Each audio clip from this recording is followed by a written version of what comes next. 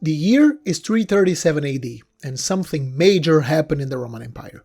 Emperor Constantine was baptized, the first emperor to openly declare himself Christian, setting a precedent for all future emperors. They would all be Christian. One man, however, would be an exception. One very unique emperor who dared to challenge this trend. He worshipped the gods of old, claimed the abandonment of said gods that once guided Rome to greatness was the reason why the empire was in the sorry state it was. He wanted the empire to turn back to its old ways. Emperor Julian, known by some as the Philosopher and by others as the Apostate. He only reigned for a short period, from 361 to 363 AD, but his unique personality, his competence as a commander, and the simple fact that he dared to turn away from the faith adopted by Constantine guarantees his place in the history books. He was certainly a very interesting emperor that you should know more about. So today, let me give you a tour of Julian's life, using some of the very interesting coins issued during his life as a tool to understand this man. And before we begin, let me know in the comment section what do you think about Emperor Julian. He is, up to this day, a very divisive character. So let me know what you think about him. Does he deserve the title of Philosopher or that of the Apostate? Also, please remember to leave a like and subscribe for more ancient coin content. Alright, let's get started.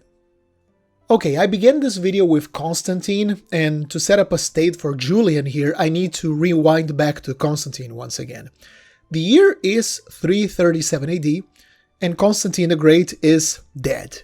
His three sons, Constans, Constantius II, and Constantine II, seeking to ensure their positions as co-emperors, ordered a massacre of their extended family, killing multiple uncles and cousins, a complete purge of any male relatives that could become usurpers. From the entire dynasty, only two young boys were spared. Julian, our protagonist, and his older half-brother, Constantius Gallus. They were likely spared for the fact they were so young that they couldn't pose any threat. Both were removed from public life, sent out to be educated in conditions very similar to that of an exile, and closely observed by informants picked by the emperor. They were likely considered to be like kept in reserve in case the three emperors needed any replacements. And replacements they would need. The relationship between the brothers was not good. First, Constantine II tried invading Constance as part of the empire. It backfired terribly, and he died on a skirmish. Constans was also not a great leader. His lack of interest on ruling the empire led to the rise of a usurper. He ended up losing all of his support, and it led to his assassination. So, Constantius II saw himself the only one left in charge. That was around the year 351. Here I have a nice siliqua of Constantius II from around the time he became sole emperor. Lovely little coin. We're going to see a lot of silver in this video. This was most likely used to pay for the soldiers defending the Rhine or the Danube frontiers that were very active at this time. And Constantius here was completely overwhelmed. Usurpers on all sides, the Germanic and Persian frontiers in a state of war.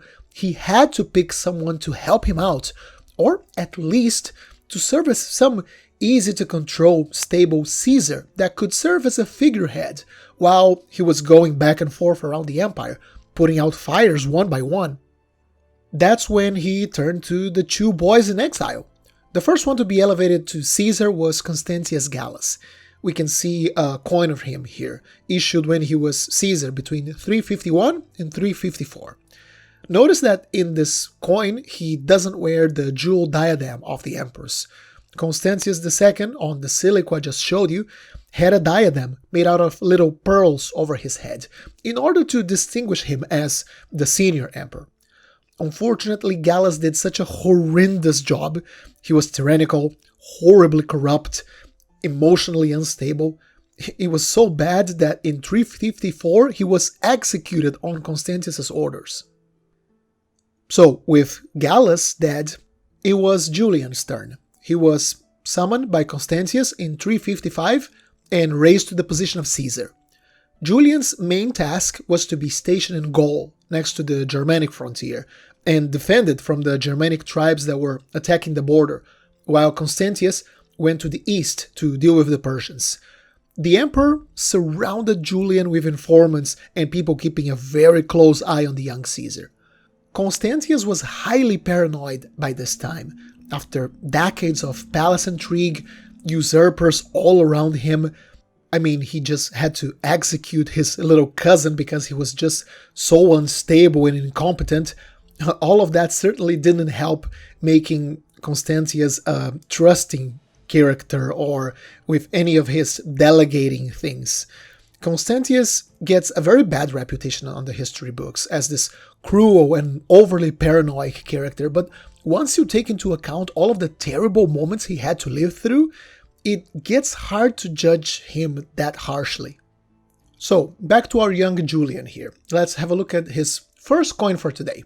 This is yet another Siliqua, issued between 355 and 360 at the city of Arelate in southern Gaul. Notice that once again, we have the portrait of the Caesar not wearing any kind of diadem on his head, in order to distinguish him from the senior emperor. Despite this, the title shows he had real authority over the troops entrusted to him, because the legend starts with Dominus Noster, meaning our Lord. After that, we have Julianus Nobilicimus Caesar, Julian, the most noble Caesar. By the time this coin was issued, he was around 24 years old. It seems like his conversion to paganism happened around that time, but by this point he didn't give any public signs of his abandonment of Christianity. His portraits still show the image of a traditional, clean-shaven Christian member of the Constantinian dynasty. On the reverse, continuing with this traditionalist theme, we have a laurel wreath, a common symbol of imperial power, and inside it we have the inscription Votis quinquennalibus multis decenalibus, meaning a prayer for the 5th anniversary of the Caesar's service and vows for 10 years of service. Considering how Julian was very tightly controlled by the entourage of officials sent by Constantius, it's understandable to see that his coins follow a very traditional imagery on both sides, showing this idea of a stable rule, of continuity, rather than any kind of personal claims of power from the Caesar. But of course, as we know from history, this would soon change. During his time defending Gaul, he made a name for himself as a fairly competent military commander. He also tried to push his authority as Caesar as far as he could, reducing, for example, the size of the local administration and avoiding tax hikes on the population. Considering how heavy taxes were during the late Empire, this must have been incredibly popular. And overall, he was a very learned man.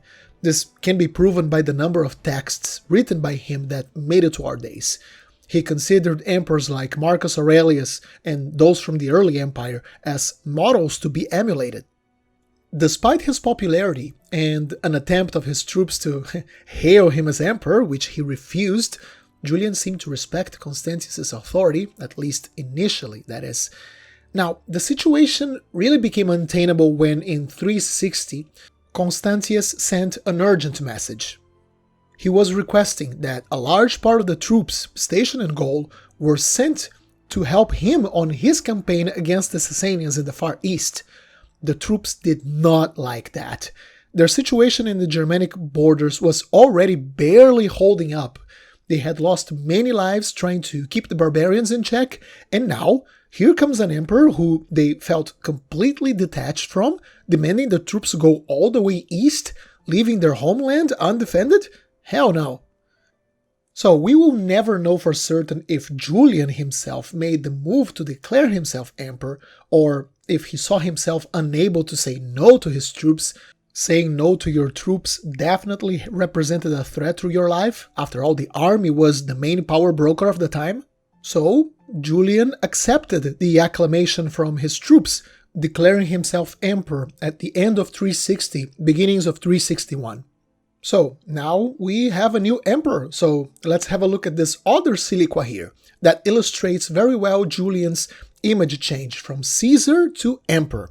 This particular coin was issued probably between the beginning of 361 and 362. This time it was made in Lugdunum, the capital of Gaul.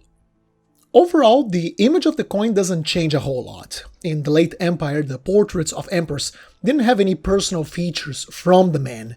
These are schematic portraits, but still we can see the rising of Julian from Caesar to self-proclaimed emperor by a few key details. First, he now wears the diadem on his head, typical of emperors, and around the legends, his title changes. Now it reads, Flavius Claudius Julianus Pius Felix Augustus. Now, notice the lack of the Dominus Noster at the very beginning of the title.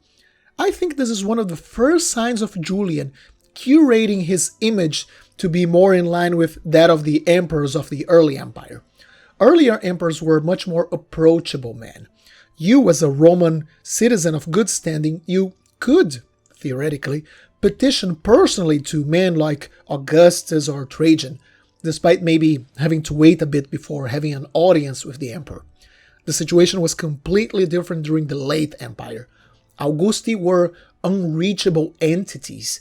They had an aura of divinity, of superiority to them. Julian did not like that.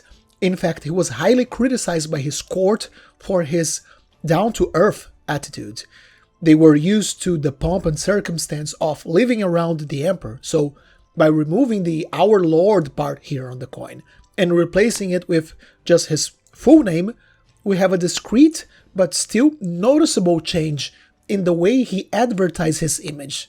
Still, no signs of the abandonment of Christian, however, for now. Quickly going over the reverse, no changes here. We once more have the traditional image of the laurel crown, with the vows of service from the emperor to the Roman people. The only noticeable difference is that at the bottom part of the coin, while the previous piece had the abbreviation of Constantinia, the name of the city that issued the coin, now we have the abbreviation of Lugdunum. Meanwhile, in the Far East, Constantius was made aware of the usurpation that Julian was conducting. After reaching a stalemate with the Persians, he gathered his troops and started marching west to confront Julian. But while on the road, he contracted some sort of disease that he would not recover from. Before dying, Constantius officially recognized Julian as his heir in one of his redemptive acts. This once considered paranoid and power-hungry man showed he preferred to validate Julian as his successor, saving many Roman soldiers from dying needlessly at yet another bloody civil war that Rome could not afford. So, in around mid-361, Julian was sole emperor. Despite being a pagan already, he respected Christian tradition, presiding over Constantius' burial in Constantinople, burying him in the Church of the Holy Apostles. So, there we have it. No more Julian the usurper, now he's Emperor Julian. So, let's have a look at yet another siliqua. But hey, now we have something interesting going on here. Check out that beard Julian has. Once Julian became sole emperor, he could stop playing the part that court politics had written for him all these years. He changed his public image completely, appearing as a bearded philosopher emperor on his coinage, an old-fashioned look reminiscent of men like Marcus Aurelius. The legends here in this coin once again show the Dominus Noster at the beginning, maybe an attempt of reinforcing his image as sole emperor.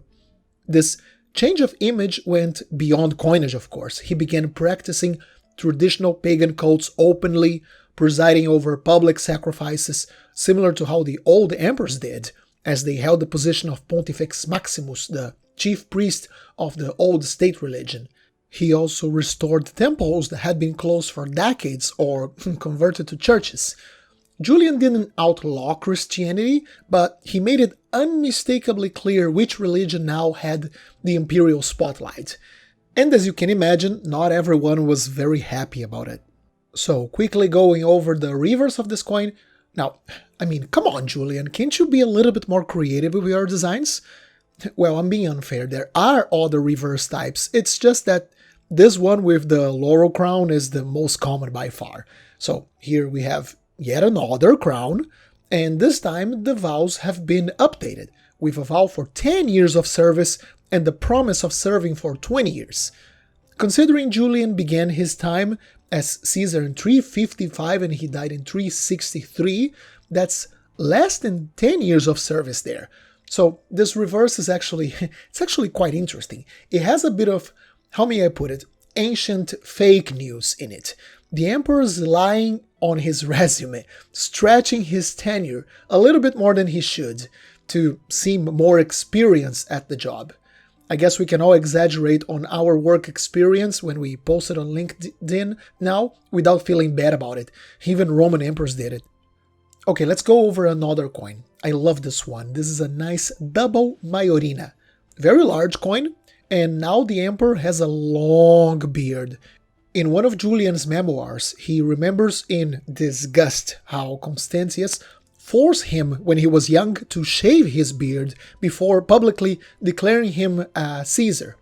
He also criticized the people of Antioch, a city he once adored, citing its past as a great center of Hellenism.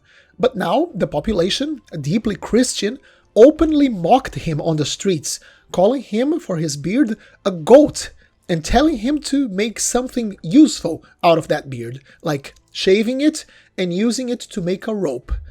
How rude. Now, if the criticism had just stayed in the realm of mockery, it wouldn't be much of a problem.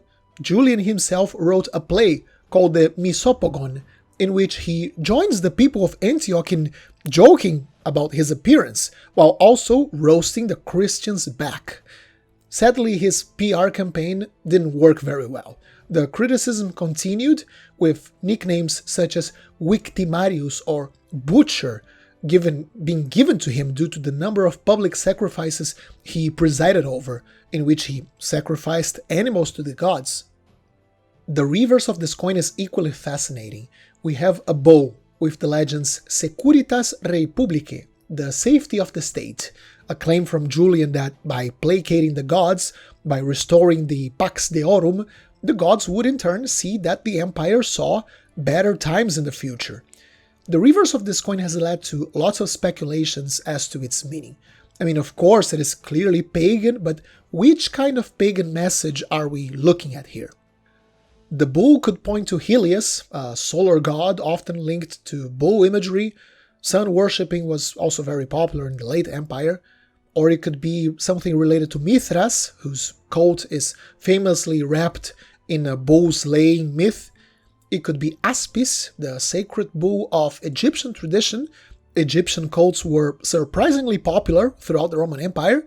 Or it could be Taurus, the astrological sign. The ambiguity of this coin makes it one of the most popular coins of the late Roman Empire. Because you see, Roman coins, generally the messages are very direct. The Romans were very pragmatic with their coins. But this one feels ambiguous almost on purpose. And finally, one last coin to illustrate Julian's downfall. This bronze follis was issued in Thessalonica around 363, and it features Julian in the way he died during battle. It's a very interesting mix of images here. He wears this very curious crested helmet, a ceremonial helmet he used in parades, but the helmet is also mixed with his royal diadem, so we can see the little pearls. Of course, once again, his characteristic philosopher beard is clearly visible, and the legends follow the typical formula: Dominus Noster, Flavius Claudius, Julianus, Pius Felix Augustus. During this campaign, a Sasanian skirmish force attacked his camp. Julian quickly left his tent when the alarm was sounded, without having time to even put on his armor. He jumped on his horse, joined the battle, and a javelin thrown by an enemy horseman pierced him on the side. He was carried back to his tent, where he barely had time to give a few instructions to his closest advisors. He died a few hours later from his wounds, cutting short both the campaign on the east and the very last attempt from an emperor to revive the old Roman gods.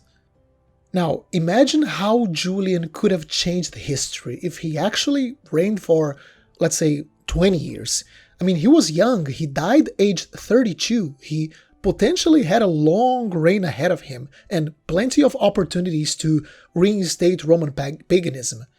And there we have it, a short reign of just 2 years in which Julian gives us a lot of food for thought. His biggest legacy is that of a gigantic what if. What if Rome had taken a different path, back to its old traditions? How would our world be today if Julian managed to achieve it? This is a question I will leave to you. What do you think? What is your opinion on Julian the Apostate or Julian the Philosopher? Let me know what you think in the comment section down below. Happy collecting, and I'll see you soon. Let me give a special thank you to all of my amazing channel members and Patreons for their generous support. This channel would not be the same without your help. And if you would like to be part of this list, have early access to my videos when they are uploaded to YouTube, and a series of other perks, make sure to check out my Patreon page and my members tab on YouTube. Thank you very much.